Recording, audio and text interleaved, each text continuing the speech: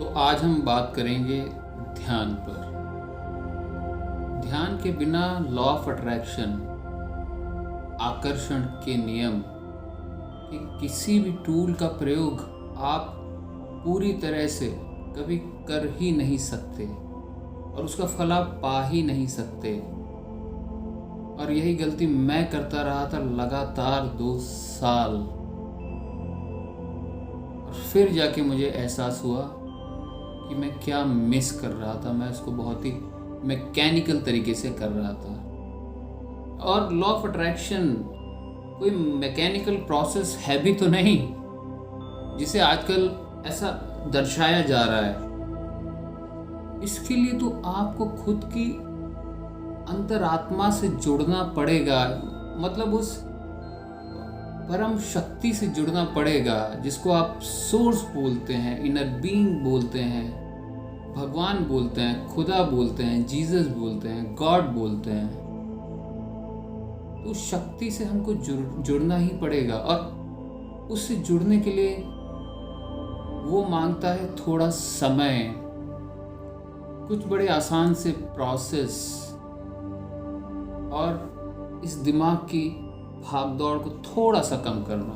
और इसी प्रक्रिया का नाम है ध्यान, जिसे इंग्लिश में हम बोलते हैं मेडिटेशन, जिसके लिए ना तो हमारे पास अक्सर समय होता है और ना ही इस पर हमें होता है पूरा भरोसा।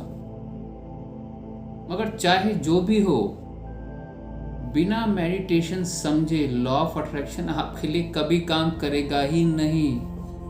ये कर ही नहीं सकता, ये निश्चित है। तो पहले ये जरूरी है कि हम जान लें कि ध्यान यानी मेडिटेशन आखिर है क्या। इसको मैं आपको ऐसे समझाऊंगा जैसे कि मैंने इसे ओशो के नाम से जाने जाने वाले आचार्य रजनीश से समझा है। मैंने कई साल सुना, उनकी कई किताबें पढ़ी और उनका हर इशारा देखा जो कि केवल ध्यान की तरफ था। तो अब समझते हैं उस प्रक्रिया को जिसे मेडिटेशन यानी ध्यान कहा जाता है। तो ध्यान अपने मन और विचारों, थॉट्स के प्रति जागरूक होने की, कॉन्शियस होने की एक साधारण सी प्रक्रिया है, जिसमें आपको अपने मन के साथ लड़ना नहीं होता, ना ही इसे वश में करने का प्रयास करना होता है। बस कहीं शांत बैठकर अपने भीतर जो भी हो रहा है, जो भी चल रहा है, कोई भी विचार या कोई भी भाव, उसे देखना भर होता है। उसमें उठते विचारों के पक्ष या विपक्ष के बिना सोचे और किसी भी प्रेजुडिस यानी पूर्वाग्रह को गिरा के, विदाउट बीइंग जजमेंटल, मतलब आपको ये नहीं सोचना कि ये घिनौना विचार है या फिर ये एक बहुत सुंदर और बहुत पवित्र विचार है। आपको ऐसा कोई भी निर्णय नहीं लेना होता, क्योंकि जैसे ही आप डिसाइड करने लगते हो, उस थॉट से अटैच होने लगते हो, वहीं यू लूज द मेडिटेशन, आपका ध्यान खो जाता है। और ध्यान की प्रक्रिया है क्या?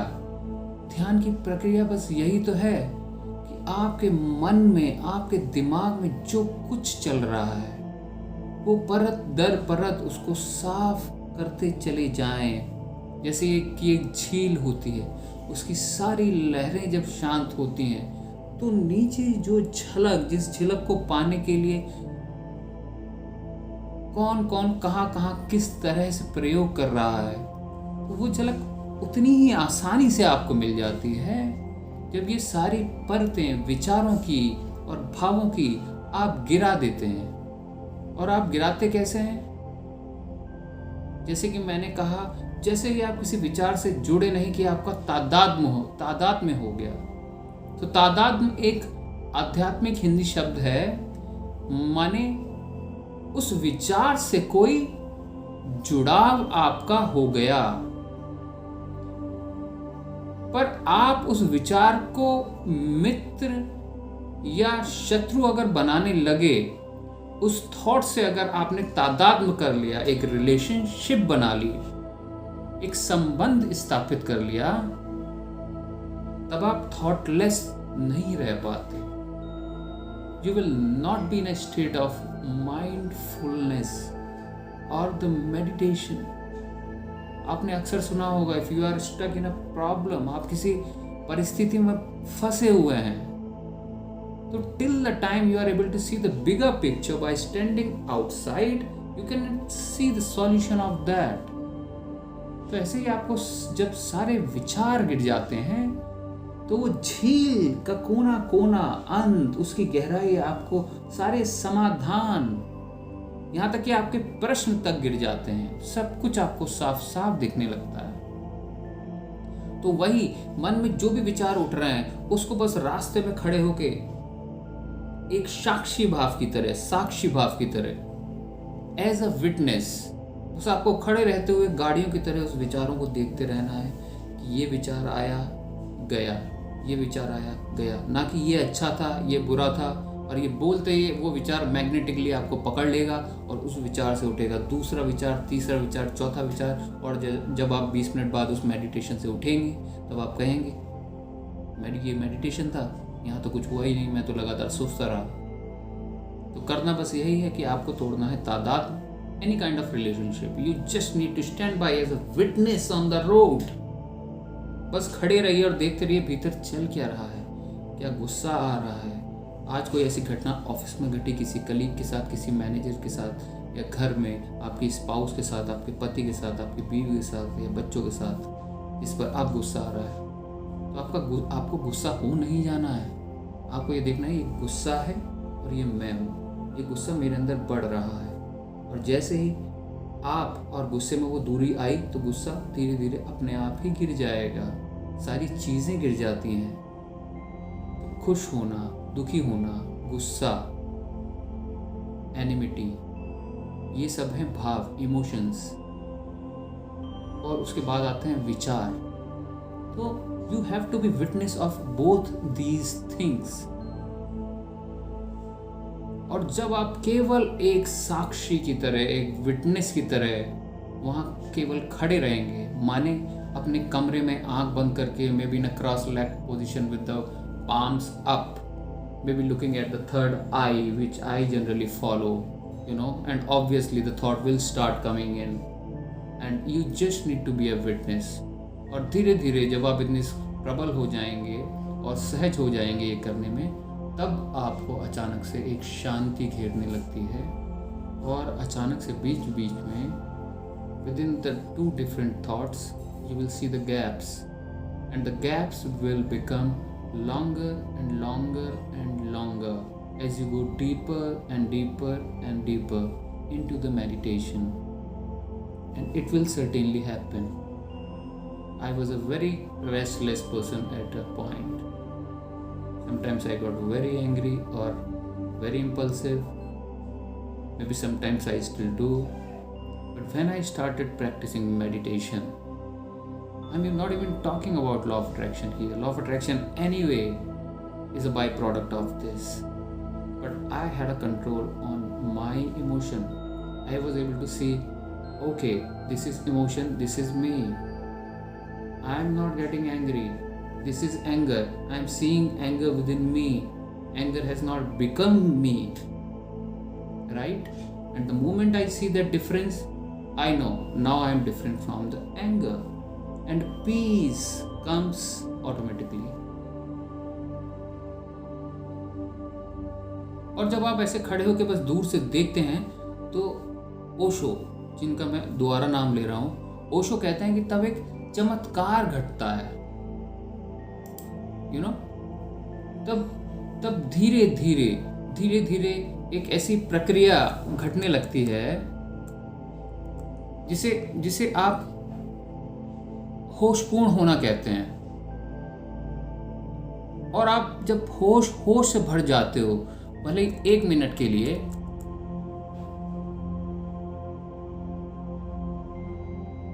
तो जैसे मैंने बोला वो अंतराल बढ़ने लग जाते हैं। और तब आप इस स्थिति तक पहुंच पाते हो, तब आप पहली बार सोच पाते हो कि आखिर आप के इस जीवन में आपके आने का कारण क्या है, और आपको इस प्रकृति से आखिर चाहिए क्या। तो ये लॉ ऑफ अट्रैक्शन का पहला स्टेप भी तो है कि पहले मांगें, फिर महसूस करें जैसे कि वो आपको मिल गया हो, अच्छा महसूस करें। और तीसरा काम है प्रकृति का कि अगर आपने ये मान लिया और ये महसूस कर लिया तो प्रकृति वो आपको दे ही देगी। तो जैसे कि मैंने बोला कि ये एक बाई प्रोडक्ट है लॉ ऑफ अट्रैक्शन का।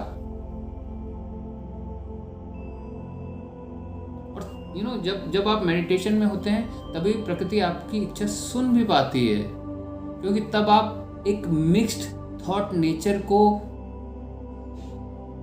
के नहीं हो रहे हो, और आप आकर्षण के नियम को अपने अनुसार प्रयोग करवाने के प्रति भी काफी सजग बन जाते हो। तो ये वीडियो कुछ लंबा हो गया और थोड़ा मेरा सिस्टम भी हैंग कर रहा है आज, और आप देख रहे होंगे इस छोटे से स्टूडियो में आज लाइट भी नहीं है, पर क्योंकि बात ध्यान की थी और बड़े ध्यान से करनी थी तो मैंने सोचा ये मैं आज ही कर लूँ। ठीक है, तो आशा है कि ये आपको बहुत कॉम्प्लिकेटेड नहीं लगा होगा। मेडिटेशन है ही इतना साधारण, और अक्सर जो साधारण चीज़ें होती हैं वही हमसे छूटती चली जाती हैं। तो मेडिटेशन के बड़े साधारण से प्रयोग आप कर सकते हैं। यूट्यूब पे देख सकते हैं, सदगुरु को सुन सकते हैं। उनका एक ट्रेडमार्क मेडिटेशन है शांभवी मुद्रा, जो मैं अक्सर फॉलो करता हूँ। अदरवाइज बुद्धा का दिया हुआ meditation, just watching the breath, Vipassana, वो आप कर सकते हैं। बहुत बहुत सिंपल प्रयोग हैं। मगर वहीं पे अगर आप किताबों में जाएंगे तो अगर मैं कैमरा इस तरफ करूं तो आप देख पाएंगे बहुत सारा उसमें कुछ ओशो की किताब है मेडिटेशन की, तो इसमें कम से कम 102 मेडिटेशन दिए हुए हैं, है ना। वहीं पे सदगुरु की किताब है, परमानंद योगानंद की किताब है। तो बहुत किताबें मिलेंगी, पर मैं जो अक्सर फॉलो करता हूँ तो मैं आपको यही हिदायत दूंगा कि आप बहुत केवल अपनी श्वास को देखते हुए वो मेडिटेशन चालू कर सकते हैं, या एक third eye meditation. Just have a little concentration on your third eyes when you are sitting in a cross legged posture with the palms up facing upwards, and maybe you just do it for 10 minutes, just a light focus between your eyebrows, so that we call as a Shambhavi Mudra and even third eye meditation. तो आपको जो suit करे आप वो कर सकते हैं। 100 से ऊपर मेडिटेशन खुद ओशो ने दिए हैं, और जब आप मेडिटेशन करते हैं तब आपको पता होता है कि आपको चाहिए क्या, आप हैं कौन, आपके अंदर चल क्या रहा है। वरना लॉ ऑफ अट्रैक्शन तो है, वो तो लगातार काम करेगा भी, करता भी रहेगा, मगर आप इतनी मिक्स्ड इच्छाएं छोड़ते चले जाएंगे कि आप प्रकृति तक को कंफ्यूज कर देंगे कि आपके अंदर चल क्या रहा है। इतनी सारी चीज़ें आप मांग रहे हैं और फिर अगले ही दिन उसमें भी कंट्राडिक्शन आ जाता है कि अब ये नहीं चाहिए। तो उसके लिए आपको उस स्थिति में आना पड़ेगा जब आप शांत हैं, तभी।